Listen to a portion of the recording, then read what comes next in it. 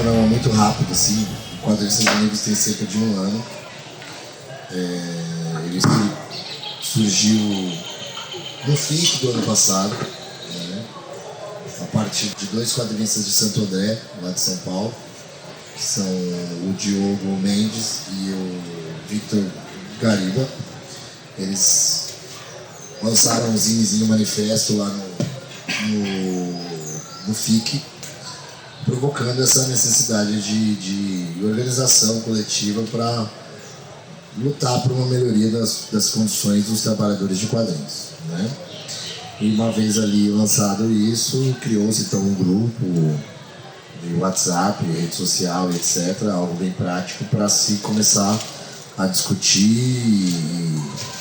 e tentar transformar um pouco esse mundo. Lógico que isso não é uma iniciativa nova, não é inédita, já tivemos coisas do gênero em diversos momentos dos quadrinhos nacionais. Tivemos lá nos anos 60 quadrinistas que tentaram aprovar lei para cota de publicação de revistas nacionais. Tivemos nos anos 80 a galera da AQC em São Paulo, que balançou bastante as estruturas e tudo mais. Depois a ACB, Associação dos Quadrinistas e Caricaturistas do Estado de São Paulo. E depois eles tiveram um racha lá e surgiu a ACB, que é a Associação dos Cartunistas do Brasil. Isso tudo é nos anos 80. São associações que organizam o Troféu Angelo Agostini, o Troféu HQ Mix e uma série de outras coisas que aconteceram nesses últimos 40 anos de quadrinhos, né? Só que assim, são associações que hoje em dia praticamente só organizam o prêmio e não tem uma ação prática tão grande, né? Depois a minha geração fez o Quarto Mundo, que foi um coletivo talvez de quadrinho independente, maior coletivo de quadrinho independente que já teve pelo Brasil, tinha mais de 150 integrantes, sempre pensando na questão de fato do quadrinho independente, da produção de revistas, da participação em eventos, isso que a gente está vivendo aqui hoje, maravilhoso, pessoas aplaudindo, esgotou, não sei o quê, não era uma realidade há 15 anos atrás, um pouco mais até, né? Então não existia nem o conceito de mesa de artista, né? Existia ali stand, era a única coisa que você podia pleitear para vender seus quadrinhos, e aí os quadrinistas tinham que se juntar em coletivos muito grandes para poder expor seus quadrinhos em stands. Então foi um trabalho ali de muitas e muitas pessoas que conseguiu gerar esse tipo de coisa que a gente tem aqui. Até mesmo a primeira Bienal, que ainda chamava de Bicon, né, de Bicon Zero, sequer tinha stand, só tinha o stand da Itiban e não tinha mesa nem stand. Aí a segunda, que é a Bicon 1, passou a ter os stands e depois isso foi se transformando nas mesas e nesse espaço maravilhoso que a gente tem aqui, né? Mas assim, coletivos vão e vêm, começam e terminam, né? E a lógica é que as nossas necessidades e pautas não se esgotam e se transformam em novas necessidades e etc.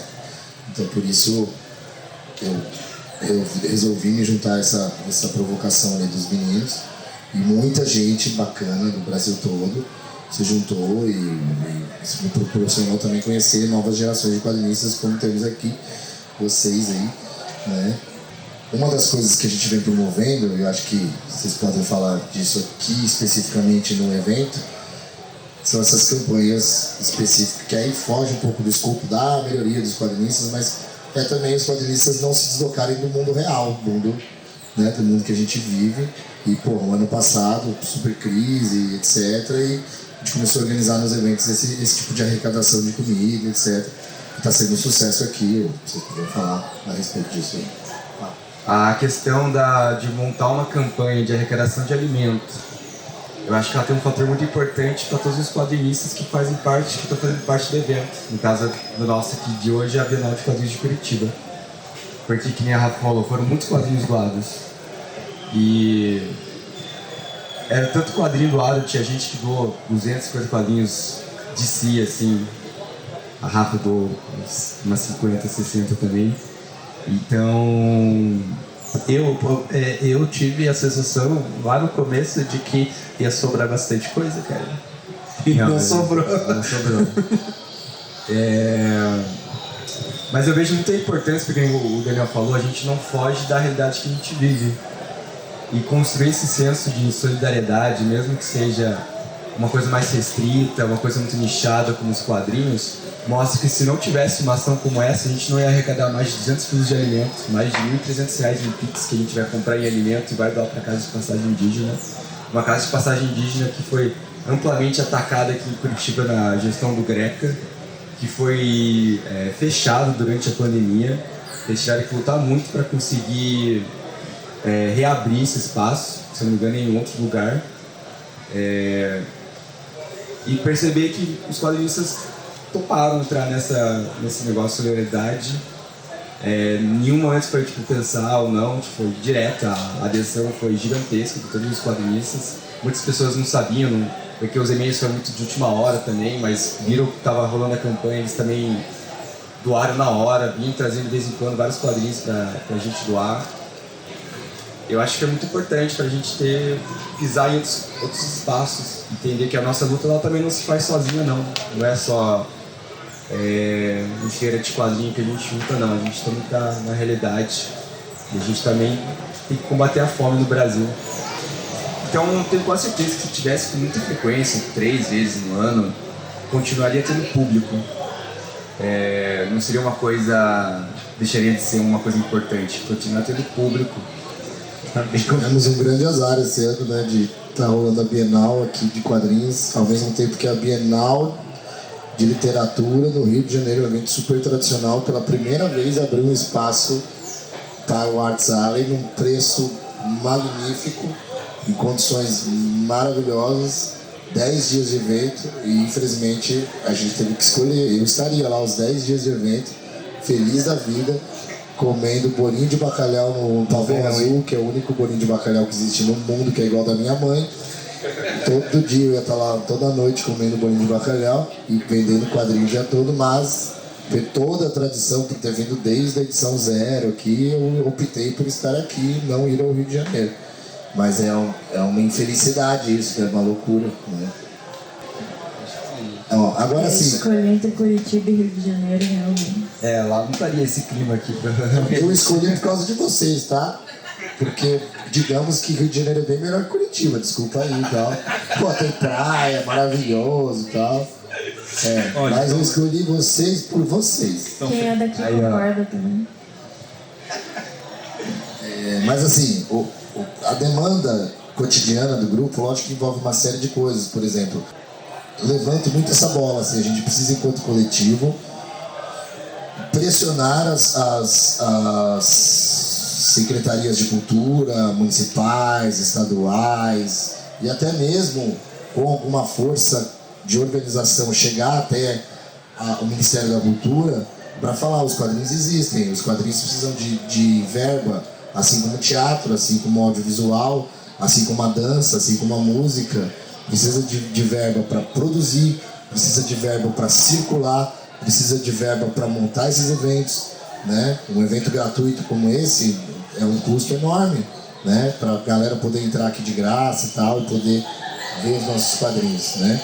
Então, assim, editais para fomento de produção, editais para fomento de eventos, editais para compra de quadrinhos, né? Por secretarias de educação e coisas assim, são uma chave importantíssima para a manutenção de uma classe de quadrinistas, porque quanto mais a gente tiver condições de fazer o nosso trabalho, mais tempo a gente vai ter para se dedicar a isso e mais tempo a gente vai ter para se dedicar às questões da nossa classe. Não vai ser do dia para a noite que a gente vai ter conquistas. No Rio de Janeiro houveram conquistas. Pela primeira vez, um edital do Rio de Janeiro usou a palavra história em quadrinhos, né? É inédito no Rio de Janeiro isso. E é maluco, estamos em 2023, né? O PROAC de São Paulo existe desde 2008, né? Já é uma política pública bem sucedida há muitos anos. Talvez a gente seja derrotado no estado de São Paulo, por mais que a nossa mobilização no estado de São Paulo tenha sido enorme, né? No edital do estado de São Paulo, da Lei Paulo Gustavo, eles foram super genéricos. Não tem história em quadrinho, não tem dança, não tem teatro, não tem nada. É assim, fomenta a economia criativa, foda-se, lutem todos vocês aí por essa verba, se matem de faca e de pau para tentar pegar essa verba. A cidade de São Paulo ainda não divulgou, mas a gente esteve presente, quadrinistas unidos, estivemos presentes em todas as reuniões da Secretaria de Cultura de São Paulo que estavam discutindo a destinação das verbas da Lei Paulo Gustavo. Fizemos questão de fazer uma planilha, todo mundo ir lá e tal. Eu inclusive, originalmente ia em todas as reuniões. Eu falei, não, eu não vou em todas, que vai parecer que eu sou o doidinho do quadrinho, só tem esse doidinho do quadrinho. Eu falei, gente, vocês têm que ir. Eu liguei para a próxima reunião na Zona Norte, liguei para quem eu conheci na Zona Norte, falei, intimei, falei, você vai nessa porra, você vai estar lá, a gente falou isso. Se você quiser complementar com alguma outra coisa, manda ver, mas assim, a gente tem que estar presente e pleitear esses recursos, né? Senão o teatro, o audiovisual, a literatura, que já está mais organizada, vai conseguir, a gente não, né? Uma coisa rapidinho que a gente esqueceu, dentro do grupo, a gente produziu também, a partir de uma iniciativa do Diego Freitas, que é lá de Campinas, aquele manual de guerrilha do quadrinista, que eu acho assim, é uma lista de coisas que uma pessoa que quer fazer quadrinhos precisa saber para se aventurar nesse universo, pessoas que já estão começando e tal. E eu acho importante porque tem muita gente começando, né? E as discussões se repetem muito. Eu vejo pessoas falando coisas que eu estava falando há 20 anos atrás, 15 anos atrás, e eu me desespero porque eu penso, não, a gente não vai resolver isso, gente. A gente é artista, a gente tem que se unir para melhorar as condições, mas a gente não vai resolver o problema da distribuição de quadrinhos no Brasil. Porque esse problema não é só dos quadrinhos, é da literatura, é da revista Veja, é da revista Quatro Rodas, se é que existe revista Quatro Rodas ainda nem sei, mas é um problema do mercado editorial como um todo, não é simples, né? A gente não vai resolver o problema do preço do papel, porque é um problema de todo o mercado editorial, mas a gente pode se empenhar em melhorar algumas coisinhas para, quem sabe, um dia pleitear coisas maiores, né? Tem uma coisa assim, a gente não pode hiperdimensionar as nossas derrotas e subestimar nossas vitórias, assim, tipo, o mundo vai bater na gente muito pesado, a gente é a escória do universo, a gente faz quadrinhos autorais, tipo, cara, o mundo tá cagando pra gente, o Jeff Bezos quer que a gente só use o Twitter dele lá e ele fique mais bilionário, tá ligado? Né? Lá em Manaus, a galera que se organiza em torno do Evaldo e outras pessoas, cara, as derrotas vão ser muito, muito maiores. Só que não pode subestimar a vitória que tá rolando lá, de conseguir fazer um evento anual, convidar artistas do Brasil todo para estarem lá. Eu fui esse ano lá no começo do ano, foi maravilhoso. Ter um espaço ali na biblioteca para mostrar os quadrinhos, porque isso há 10 anos atrás era inviável, era impossível, né? Era de fato tudo mato, assim, sabe? Quando eu comecei a fazer quadrinhos, sei lá, 3 anos demoraram para se ter o primeiro evento que dava para vender algum quadrinho, que era o Anime Friends, né, sabe? A primeira vez que eu fui num evento vender quadrinhos, que era bem nichado, foi no né? Anime Friends, e as pessoas estavam cagando pros nossos quadrinhos, cagando montes e montes, né? E hoje a gente tem aqui a Bienal, tem o FIC, tem a PocCon, a Perifacon, a CCXP, eu não sei o que, um monte de Feira Miolos e não sei o que lá. Cara, essas vitórias, por mais que a gente tenha sido derrotado muito mais vezes, essas vitórias são imensas, né? Não dá pra subestimar. A gente segue disputando com os cosplay, inclusive. Tem evento que é só ou é cosplay ou é a gente se jogando na frente deles e falando, quer comprar um quadrinho? Eu lembro no Anime Friends, assim, desse começo, que eu tava andando numa boa, assim, eu subi uma escada rolante, uma mão me empurrou. Eu falei, eita, que porra é essa? Aí me empurraram assim, não, deixa ele passar. Que diabos é isso? Aí passou um cara assim com um monte de pessoas atrás. Eu fiquei olhando, aí apareceu um amigo meu, eu falei, o que é aquilo? Ah, ele é um dublador do Dragon Ball. Eu falei, caralho, mano, ele precisa me empurrar pro cara passar, né?